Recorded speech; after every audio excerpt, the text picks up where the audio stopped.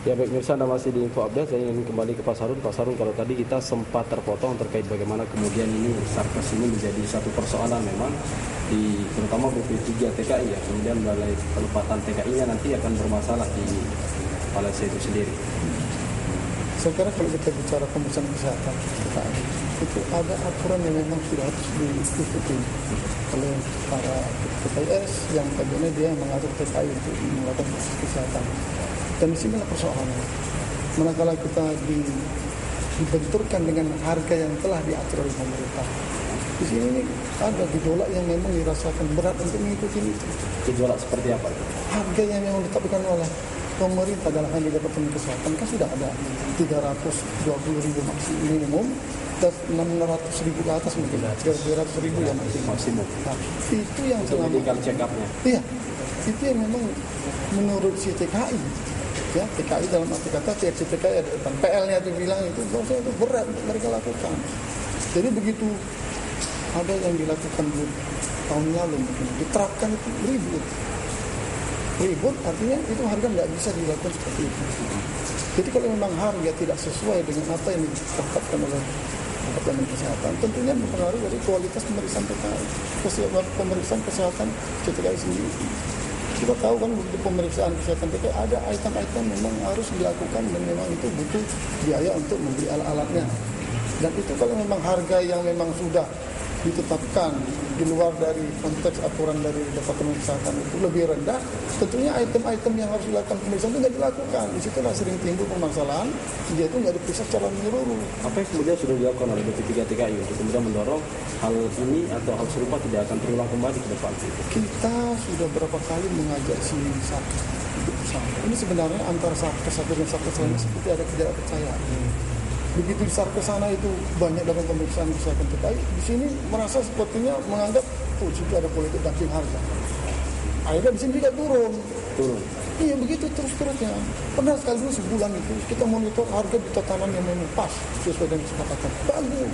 Tapi kalau dilihat dari 11 Sarkas yang kemudian sudah ditunjuk kita, apakah memang standar pembayaran atau nilai pembayarannya sama begitu? Ya, akhirnya seperti yang kemarin itu jadi keributan, disepakati melalui mediasi dengan DPRD 200.000 per pemeriksaan TKI. Nah 200.000 itu apa sih yang bisa diperiksa?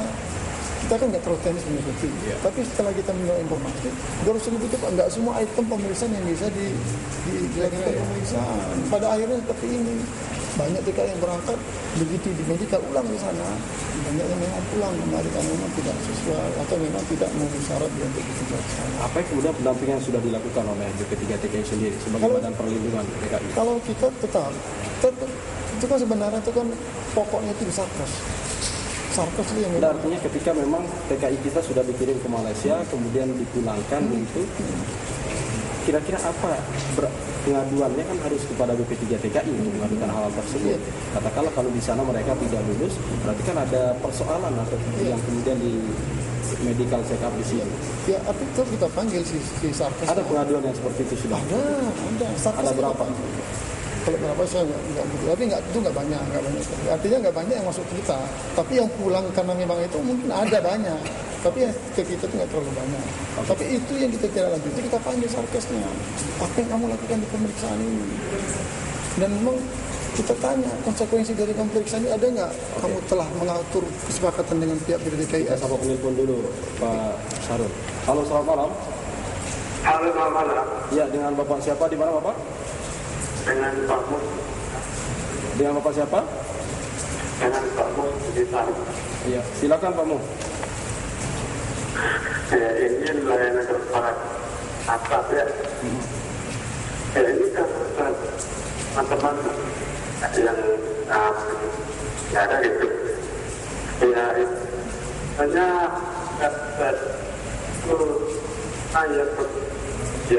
Mohon maaf Pak Mus, kami tidak bisa menangkap secara jelas apa yang kemudian dikatakan. Ya. Bagaimana Bapak, apa yang menarik untuk Anda komentari atau ingin tanyakan pada kesempatan hari ini? Ya, ini orang online itu bisa kan dari yang berbulan, ya itu kan kasus sana enggak jangan pada jadi dulu Itu kenapa? Mohon maaf Pak Mu, kami belum bisa menangkap secara jelas, mungkin karena lagi gangguan. Mungkin dilanjutkan lagi Pak Sahrul. Ya, saya kira kalau kita bicara saat ini, kita memang tidak tentunya untuk melakukan sosialisasi baik kepada si KWS. Tapi yang lebih penting lagi, bagaimana peran dari dinas kesehatan. Itu sebenarnya turun ke bawah itu dalam melakukan pengawasan, itu mereka yang lebih berperan. Bagaimana menegakkan aturan itu. Kita sering berkolaborasi. Kalau kita itu, kalau yang ke sana itu agak jauh jangkauannya, karena bukan bagian dari kita untuk harus mengikuti. Tapi tanggung jawab moral kita untuk melakukan penertiban. Bagaimana sebaiknya kamu melakukan kerja kamu dalam pemeriksaan kepentingan. Iya, Pak Sahrul, sebenarnya ketika memang LTSP ini sudah terbentuk, kita berharap bahwa calo semakin sedikit atau calo itu memang sudah tidak ada karena memang bisa hilang karena proses perizinannya sudah di satu tempat dan sangat mudah sebenarnya. Tapi praktek yang kemudian kita temukan banyak di lapangan seperti itu. Ya benar, itu saya sendiri. Apalagi mau ngomong pas kesedaran. Itu banyak sekali mereka dan itu katanya ada indikasi keterlibatan orang dalam, artinya calo-calo itu berinteraksi bersama orang-orang dalam untuk mempermudah itu semua. Kalau saya bicara bagaimana penertiban, kalau di bagian saya ya di startup saya itu, saya tetap terlalu dan saya yakin startup saya itu akan begitu sesuai dengan aturan yang kita tetapkan. Tapi permasalahan sekarang itu bagaimana si TKI sendiri sadar bahwa LTSP itu tempat dia untuk melakukan proses dokumen. Itu yang memang nggak dilakukan sama dia tetap aja bertumbuh kepada orang-orang luar yang melakukan pendampingan yang memang nanti akan menarik duit ke dia. Saya sering kali melakukan wawancara. Kamu datang kemari berapa sih kamu bayar ke orang itu? 800.000. Kamu tahu sini bayar apa? Sini cuma bayar asuransi 170.000. Sisanya itu sebenarnya itu kamu membayar ke dia 800.000 sampai 800.000. Bahkan 1 juta udah sebenarnya. Itu dari mana? Dari sejak desa itu dilakukan pendampingan oleh orang-orang yang nggak bertanggung jawab. Ini kan mungkin persoalannya pada tataran sosialisasinya yang masih kurang, sehingga masyarakat kita masih belum melek.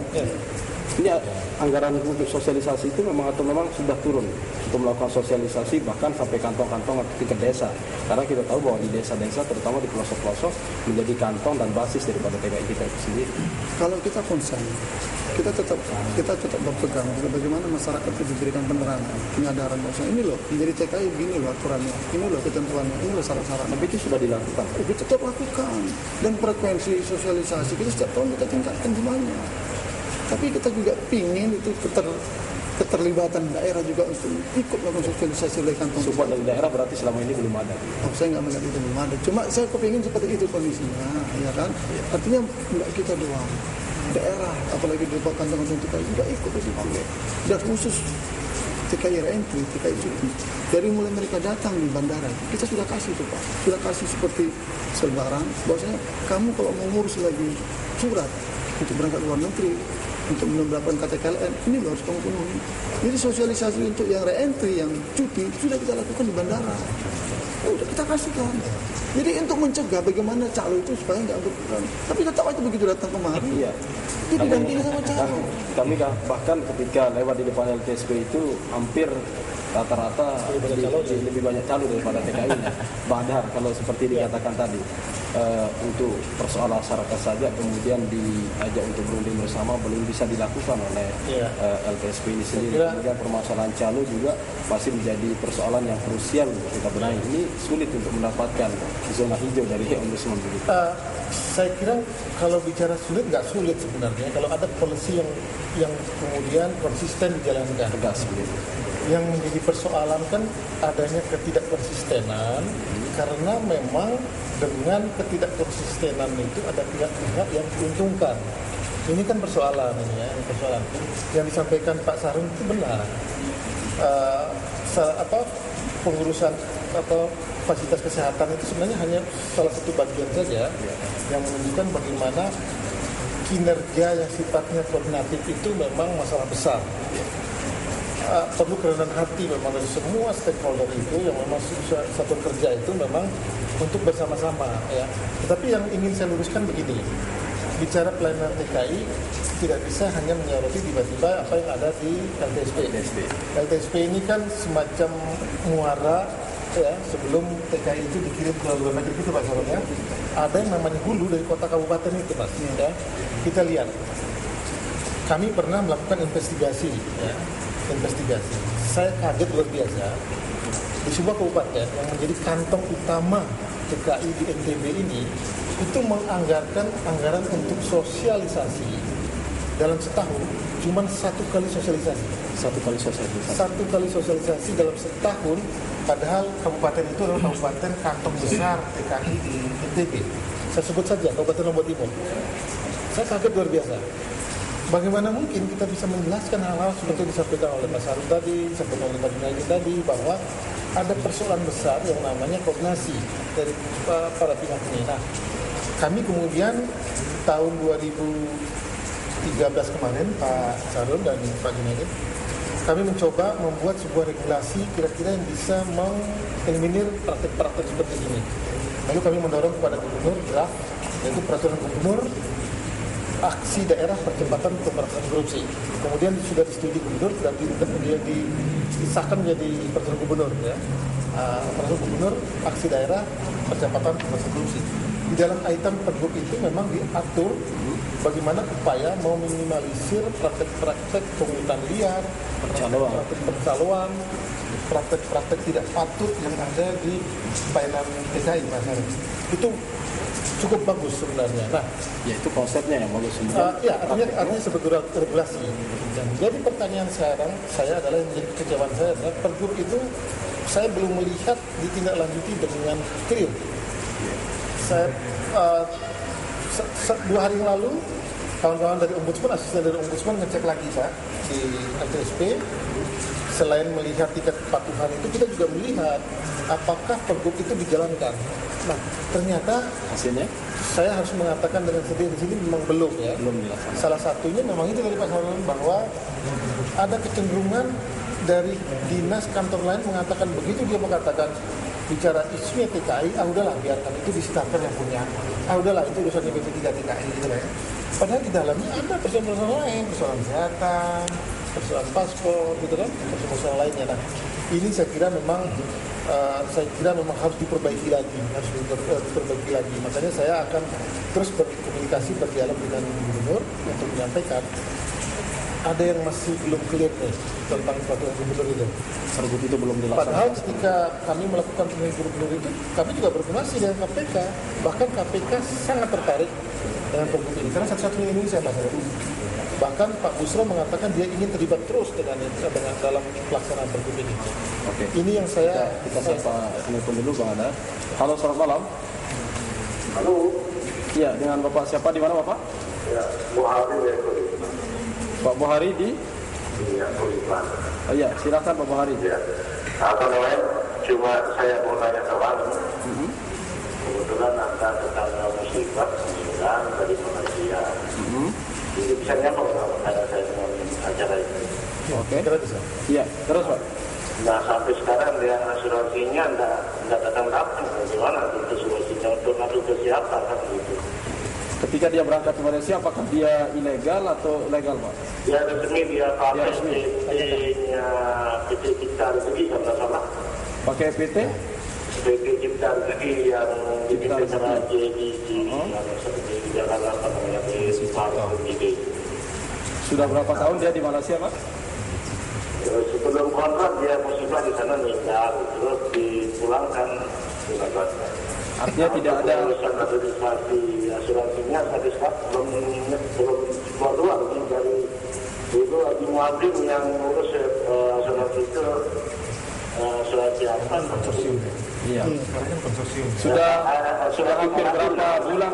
Sudah hampir berapa bulan atau berapa tahun ini Bapak? Sudah masuk 6 bulanan kalau salah yang ingat ya.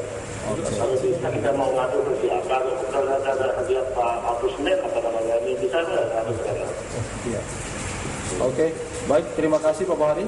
Oke Pak Yunus, terima kasih.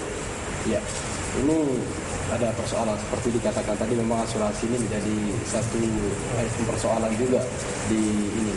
Ini bagaimana cara kita ini Pak? Iya, Pak Buhari terima kasih atas masukannya. Jadi gini, hal-hal yang terkait dengan asuransi ini sudah menjadi atensi kita dalam hitungan setahun terakhir. Kami bahkan sudah melakukan investigasi secara sistemik. Oke Bang, ya, nanti disampaikan hasil investigasinya karena kita mau berjeda. Bisa kami akan kembali sesaat lagi. Tetaplah bersama kami di Info Update.